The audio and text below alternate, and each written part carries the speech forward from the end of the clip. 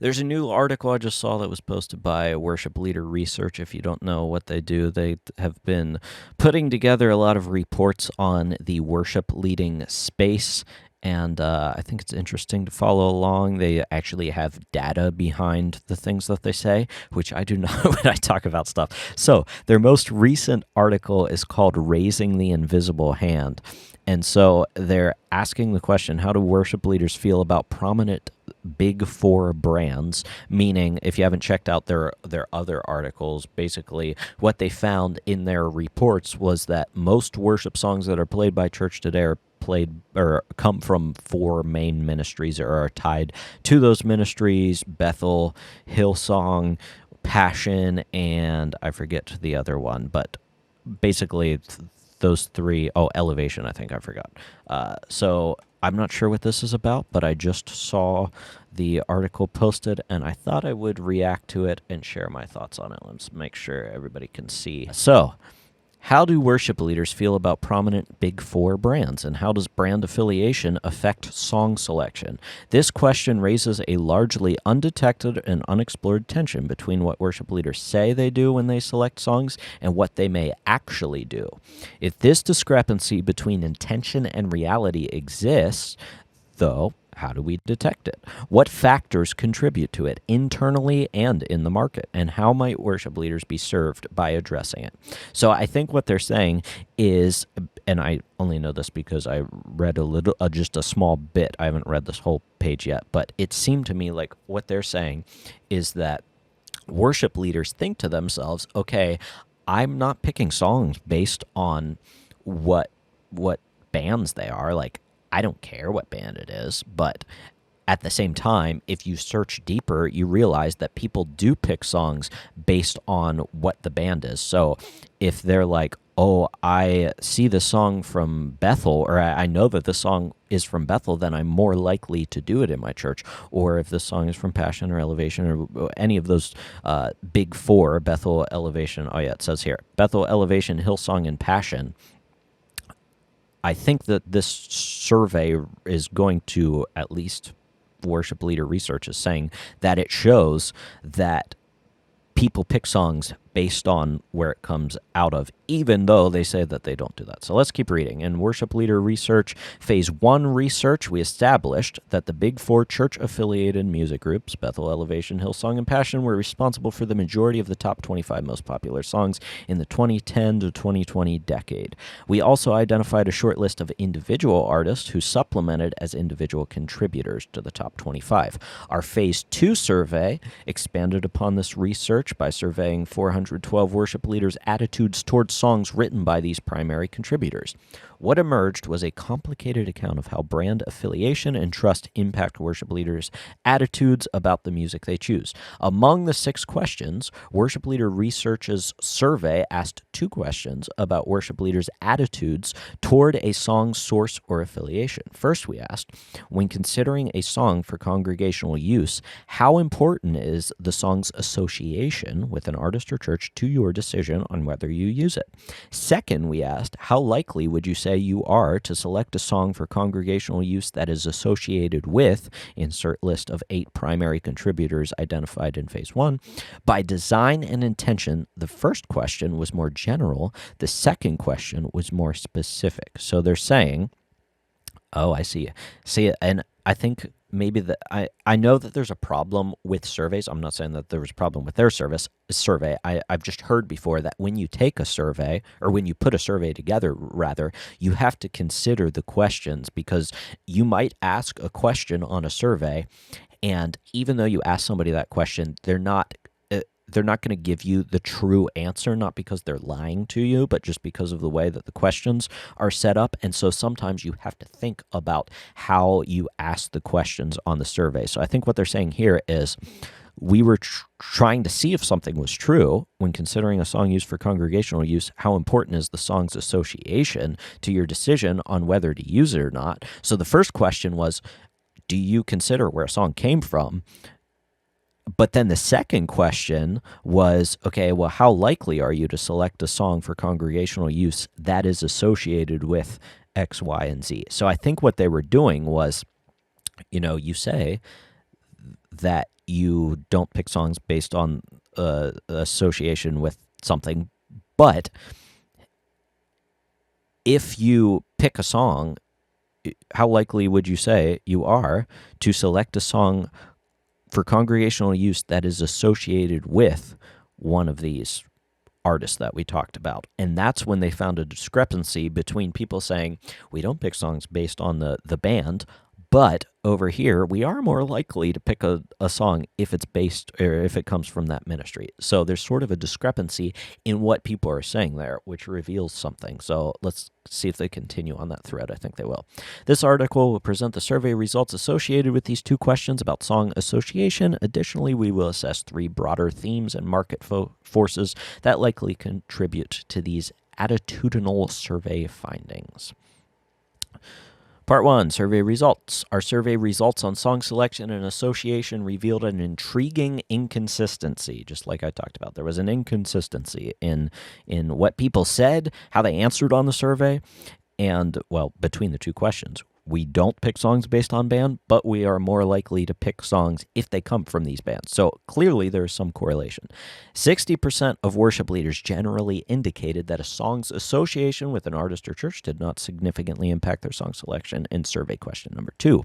44 worship leaders deemed it unimportant, while 16% were indifferent. Surprisingly, 70% of those who expressed indifference or deemed association unimportant, guess what? They shifted their stance when asked about specific artists in question 3. Specifically, 57% indicated that a specific artist's association positively impacted the likelihood of selecting a song, and 13% reported a negative impact. This shift in sentiment underscores the nuanced relationship between song choice and artist association and suggests that general attitudes may not always translate to specific decision-making processes. So I think what they're saying they found there was that 70% of people said we don't care or it's unimportant whenever we're picking songs, but 57% of people said that a specific artist association positively impacts the likelihood of selecting a song. So those two things, I think, can't be true. We're indifferent about it. We don't really care about where the song comes from, but we're more likely to do a song if it comes from here. So it must play some part in your song picking, I think, is what they're trying to communicate that the statistics showed here. Overall, worship leaders communicated a notably stronger preference and aversion to specifically identified churches and artists while offering a more indifferent conviction about song associations when the artists and churches were not identified. The received feedback in the comment boxes associated with these two survey questions provided great insight into this disparity. So worship leaders communicated a stronger preference and aversion to specifically identified churches and artists while offering a more indifferent conviction about song association.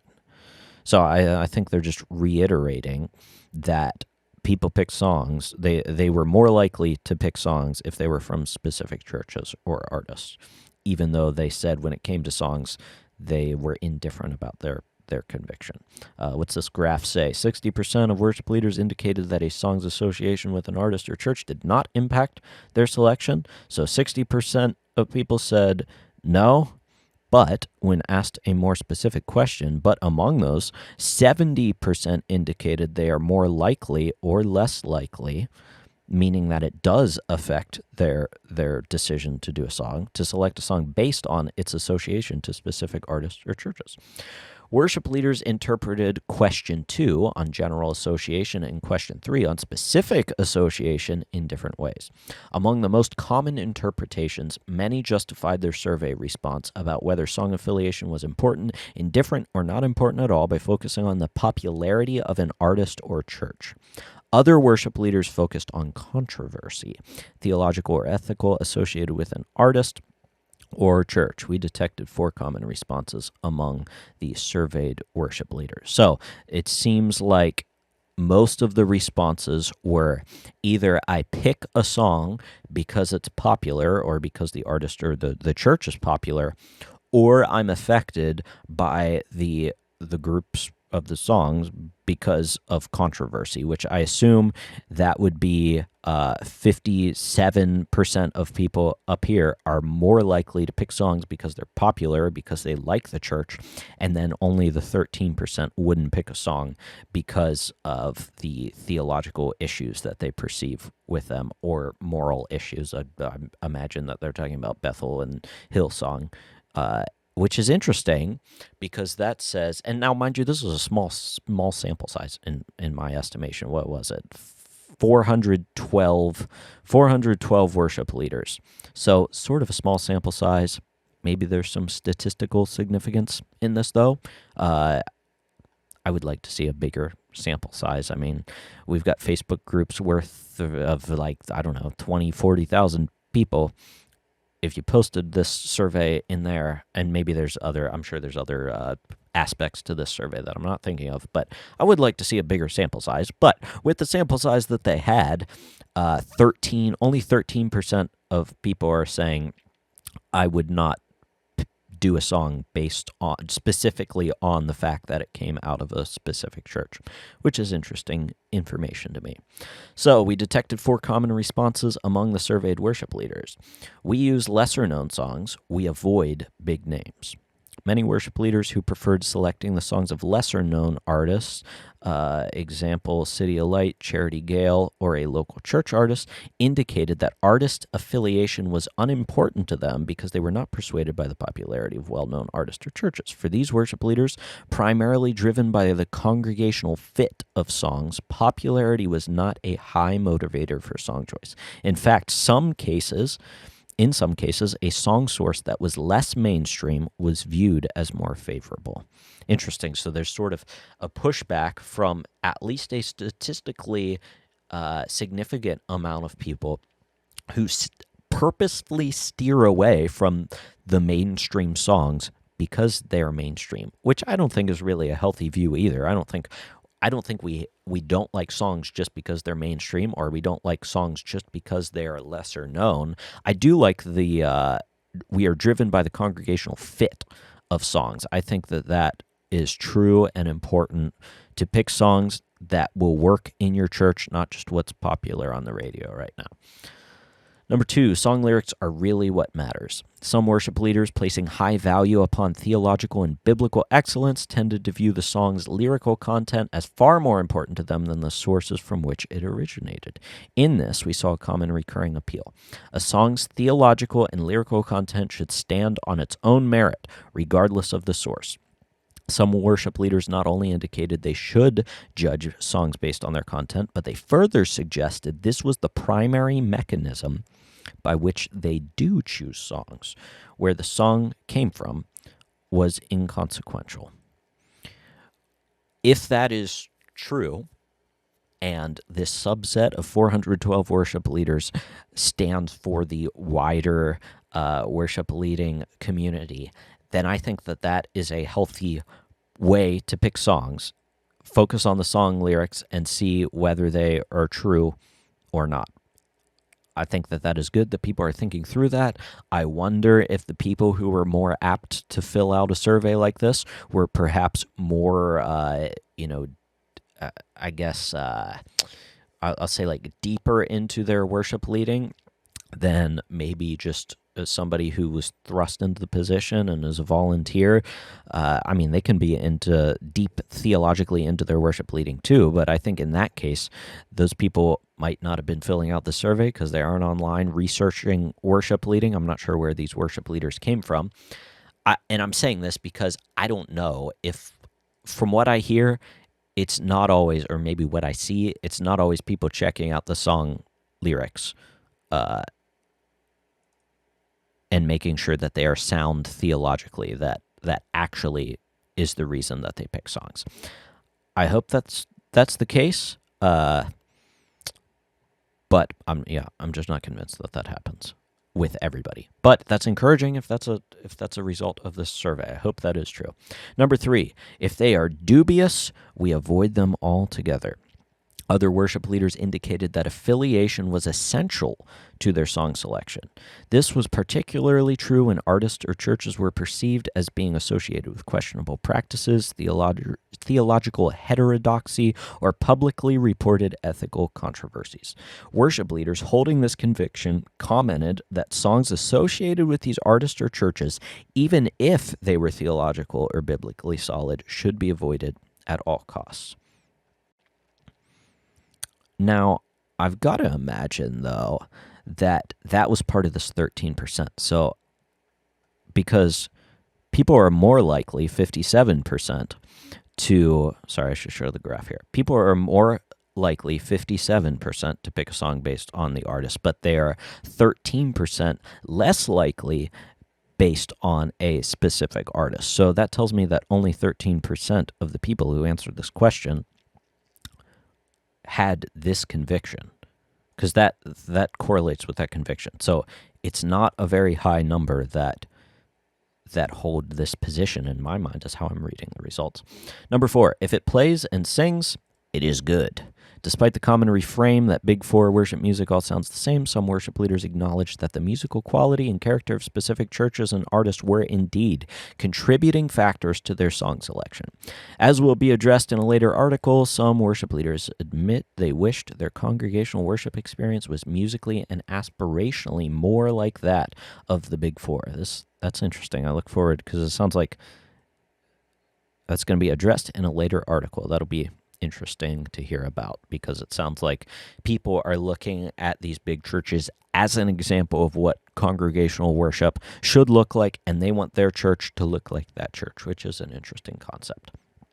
The conclusion in this part is it's clear that worship leaders responded to our 2 survey questions about song selection and association with different presuppositions, biases, and assumptions. When we asked about the power of association generally in survey question 2, worship leaders seemed more indifferent. However, the question of association struck a nerve when specific Big Four churches and prominent artists were identified in survey question 3, and stronger opinions both for and against church and artist associations were detected.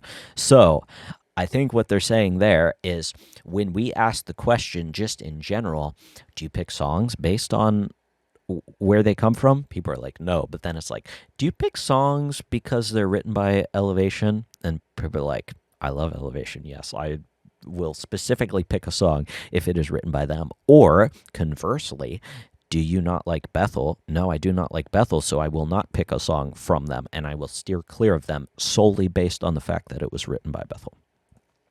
So let's check out the broader themes. Part number 2, the survey results above indicate that while it is quite important for some worship leaders, song association is not explicitly or self-consciously the primary motivation for most worship leaders. However, a closer look at the survey data and comments reveals that affiliation with these artists, churches, as brands has far more influence than worship leaders realize. So worship leaders are doing this, and they don't even realize that they're doing it, is what worship leader research says. Brand longevity. Consider, for example, the survey responses about selecting songs associated with Hillsong and Bethel. In recent years, Hillsong has received the most public scrutiny among the Big Four for issues relating to moral failings among their leadership. At the same time, Bethel has received criticism for their theological positions and faith practices on various issues. Among the Big Four, worship leaders reported that when selecting songs for congregational use, songs associated with Hillsong had the highest likelihood to be selected, and songs associated with Bethel had the lowest likelihood. How does this hold together? A variety of factors are likely in play. Here it is helpful to introduce the concept of brand. Popular worship groups operate as brands insofar as they participate in a marketplace where their name alone draws particular associations, especially regarding the quality of their product. Most worship leaders presumably accept this without question. Hillsong serves as a clear example of how they do so self-consciously. Leaders at Sydney Hills Christian Life Church rebranded the name of its church's organization to Hillsong in the early 1990s as the popularity of its worship music began to grow. 3 decades later, Hillsong possesses international recognition as a trusted brand in worship music. I think that this is definitely true. And when it comes to brand in worship, I think like what the brand is Hillsong has been putting out what many would say are great worship songs for the past 20 years. So now, if they put out a new worship song this year, 20 years or however long it's been, I mean, it says they rebranded in the 1990s. So we're now 30 years into Hillsong, I think is what this is saying. Then they have 30 years of brand and credibility in the worship music space built up. So when they put out a new song, it's like, okay, we can trust that that's going to be a good worship song because they've done it for the past 20 years. Brand trust and longevity influence attitudes. Brand trust and longevity influence attitudes toward artists and church affiliation. While Bethel is affiliated with the greatest number of songs on the top 25 charts, Hillsong has produced and published music for almost 2 decades longer. Hillsong's first major international worship music hit was produced in the mid-90s when Integrity Music began widely distributing Hillsong music. Around the same time, Bethel's youth band, Jesus Culture, began releasing albums in the late 1990s, later spinning off into their own church. Bethel's first music release, distributed by EMI CMG, was their 2010 album Here Is Love and included Jesus Culture artists. While the history of Bethel Church and Bethel music is beyond this article's scope, it suffices to say that Bethel, as it pertains to its music propagation and brand, is nearly 20 years younger than Hillsong. That's an interesting point. Hillsong has been around for 20 years longer, so people trust them more, I suppose is what this is talking about in terms of brand. They trust them more than they trust Bethel.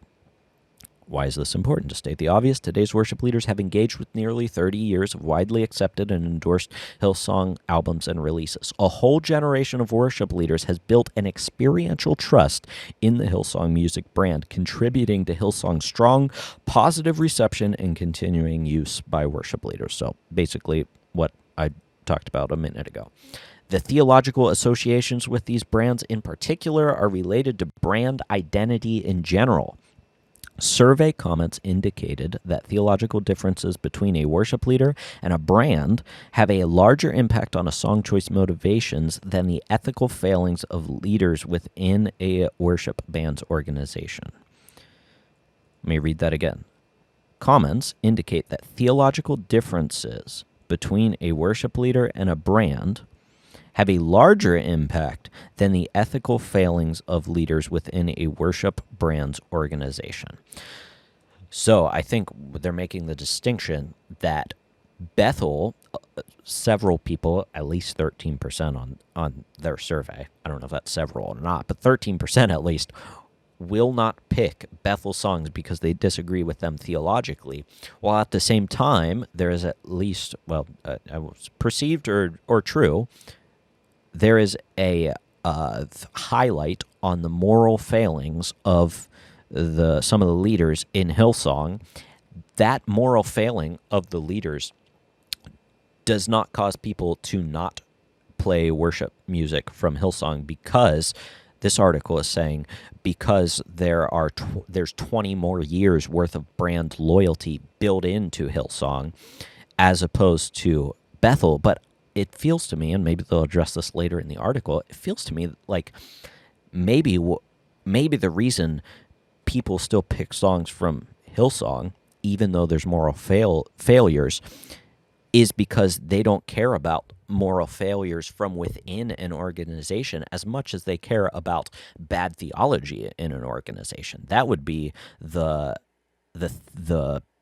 thing that I get from it, is like, I think you can make those comparisons on brand and longevity in a brand if you are comparing the same thing, like apples to apples. Like, people have problems with Hillsong's theology, people have problems with Bethel's theology, but people trust Hillsong more because they've been around for longer. Like, I could see the comparison there. I don't know if it's necessarily fair to compare theological discrepancies and moral failings, because I don't think that those two things are equal in weight. Clearly, they aren't equal in weight. I don't think though that it is the longevity of the brand necessarily. Where did I leave off? Why is this important to state the obvious? Today's worship leaders have engaged with nearly 30 years of Hillsong's album releases. They've built experiential trust.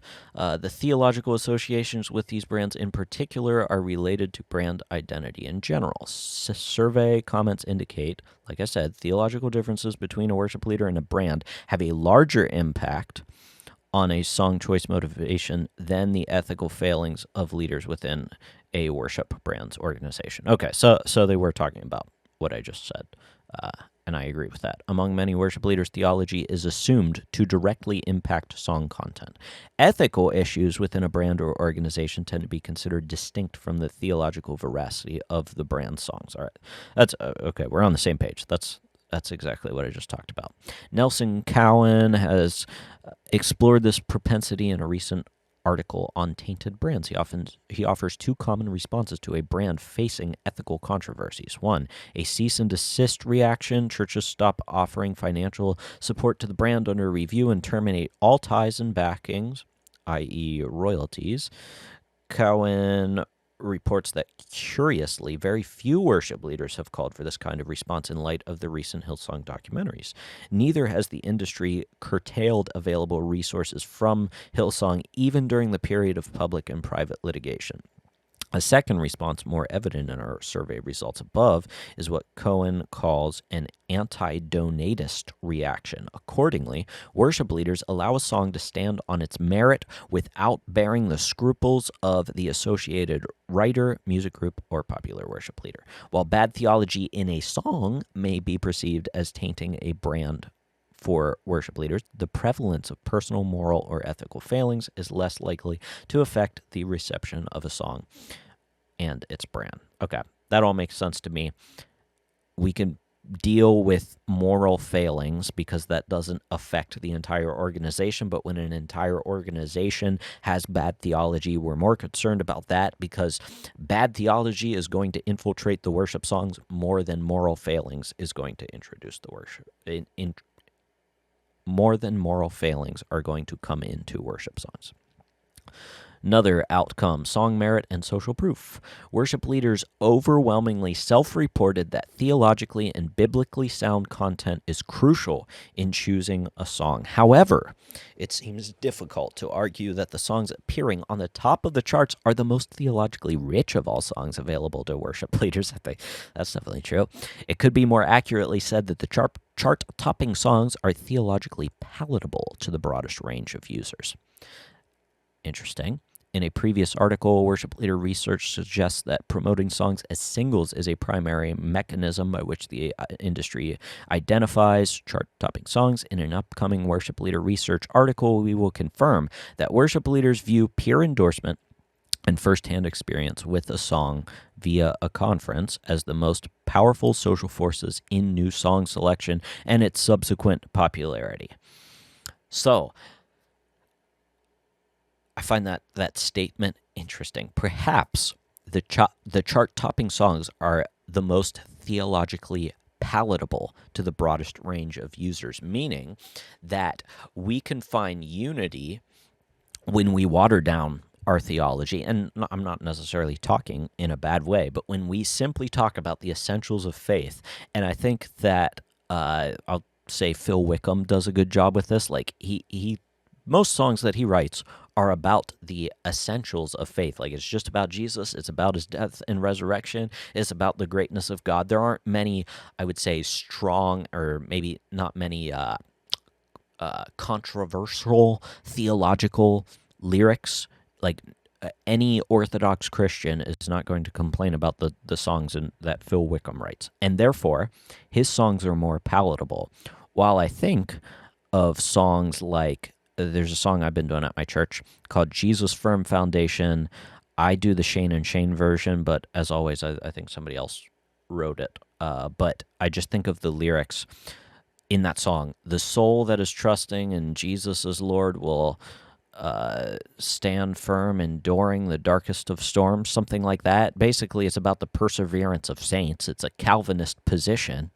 And although many worship leaders would probably not look at that and be like, I can't sing that lyric, I think if they actually looked at the lyrics of the song, they would be like, this is talking about eternal security, and therefore it would be less palatable to a broader range of users, as the artist puts it. So, interesting thought that our overall worship theology, I suppose, is watered down, maybe not in a bad way, but we're not getting into like the specifics of theology when we sing. Just a thought, interesting.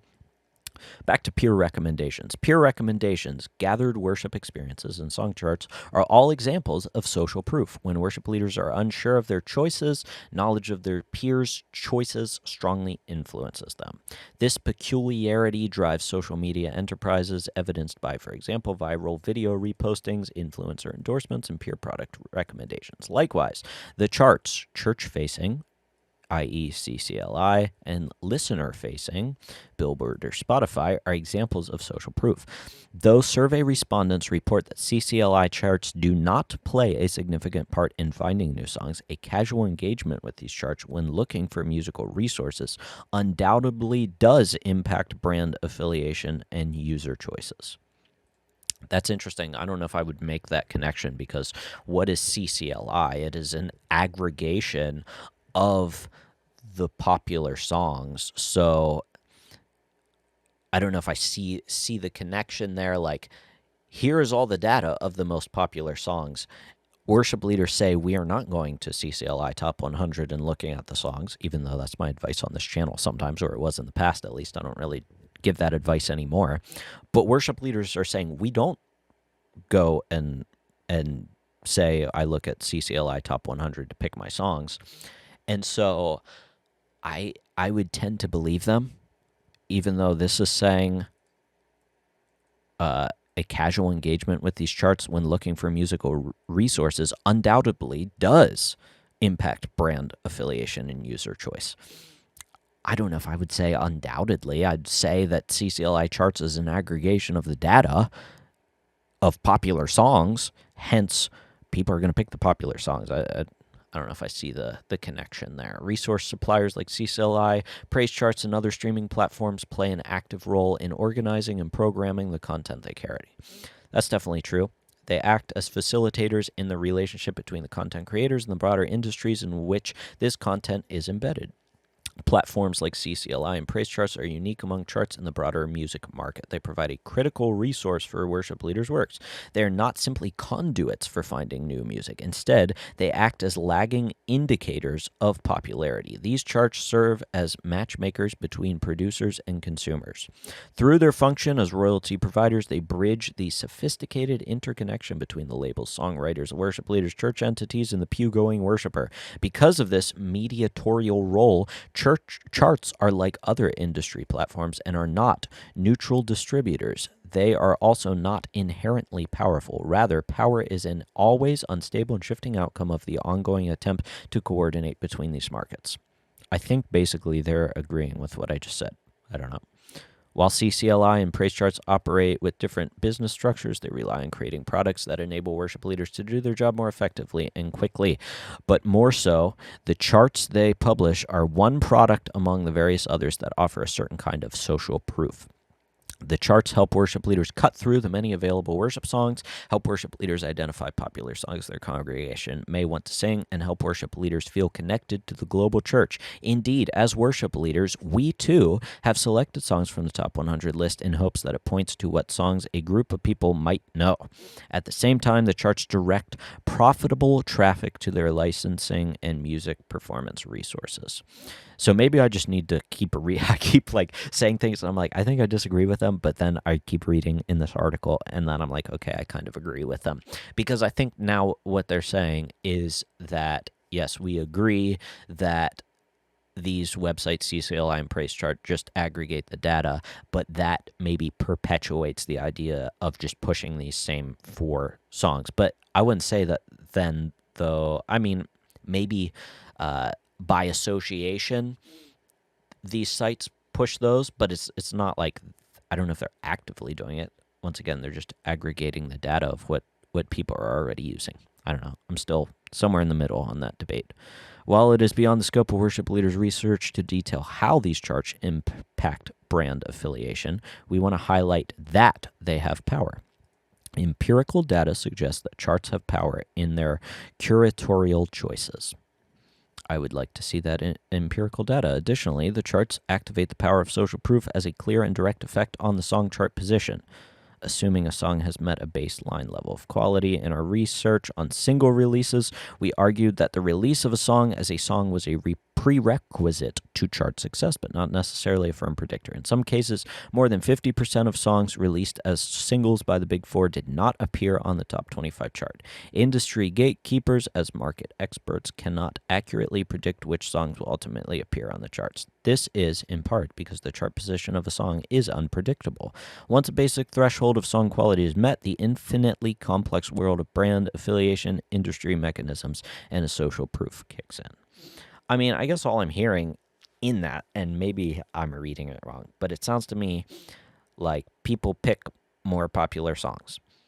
And as a song becomes popular, and there's no doubt that the popular songs are by these four the Big Four, as they call them in this article. But as those songs become more popular, they show up in other places. You could even say this about YouTube's algorithm, I guess. Like, if there's a popular song on YouTube and more people start to click on it, and yes, that is boosted by marketing and single releases and labels pushing the songs and whatnot, and the Big Four have ties in to distribution platforms that allow them to do that. By that, I mean like press releases and stuff like that.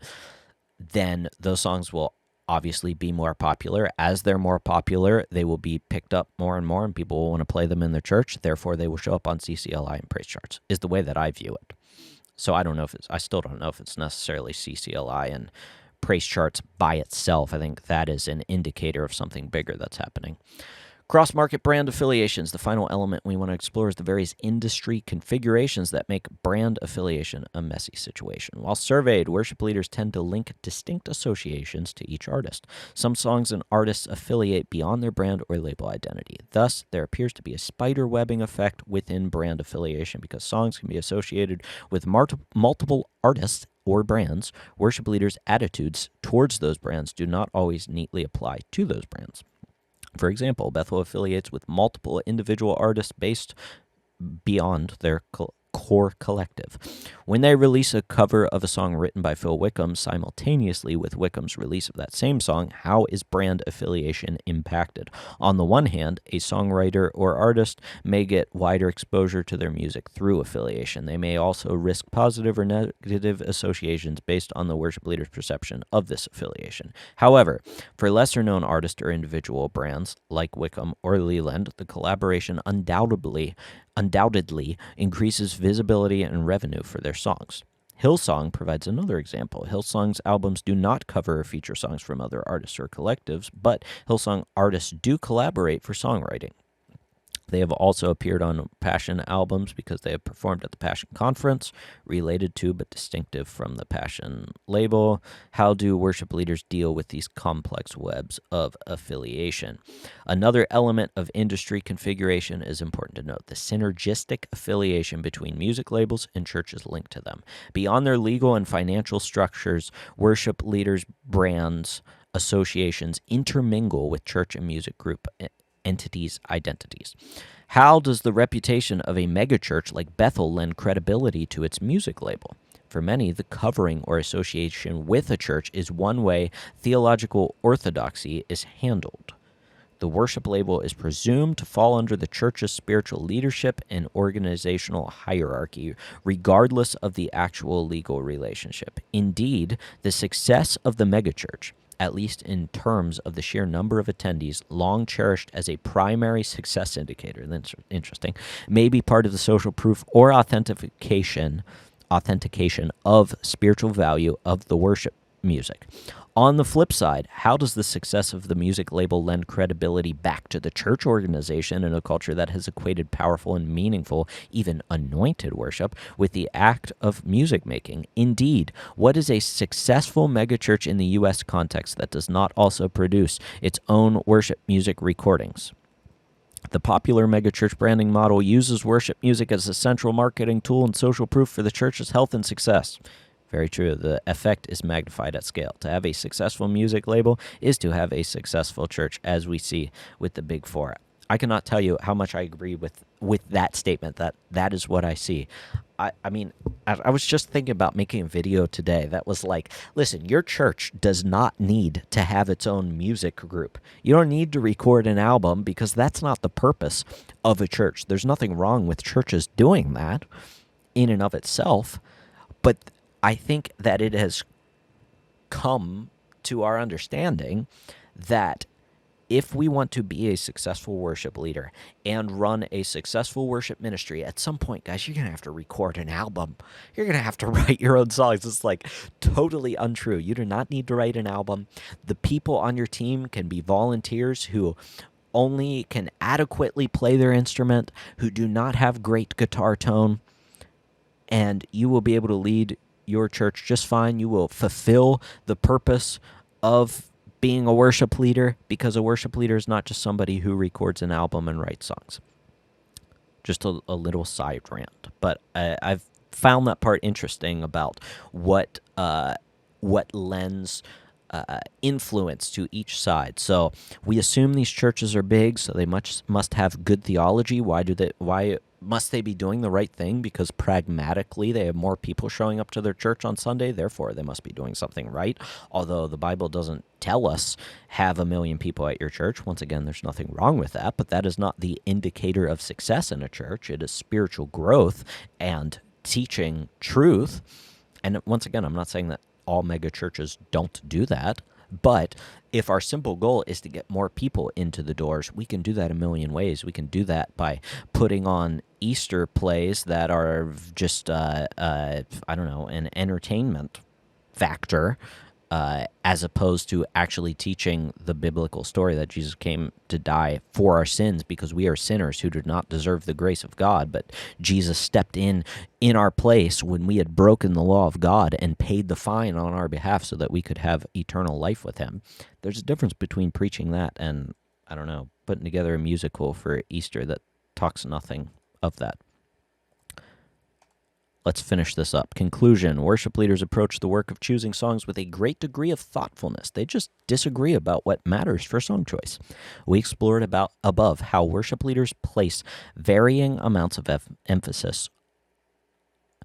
Let me read that again. We explored how worship leaders place varying amounts of emphasize the theological rigor of lyrics.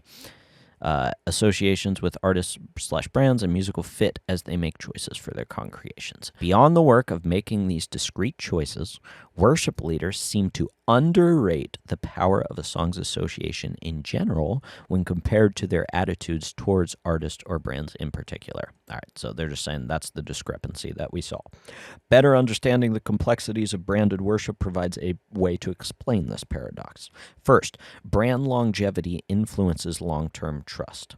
Second, social proof influences worship leaders' attitudes in subtle ways that are difficult to quantify and recognize through sources like top song charts.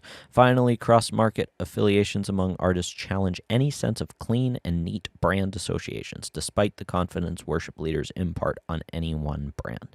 For some in the contemporary worship music world, market success is perceived as a sign of God's blessing. It is important to continue examining how the industrial work of brand management, social proof through media marketing, and songwriting affiliations can have a tangible effect on what songs and artists become successful. So, what are your thoughts on the article? Let me know in the comments below. By the way, I will leave a link to this article, obviously, so you can go check it out. So definitely check that out in the description below. I'd love to hear your thoughts on what I said in this video. Let me know. And thank you, Worship Leader Research, for putting this survey together. I found it really interesting and helpful for the church. So thanks for doing that. Till I see you in the next video, keep leading worship well.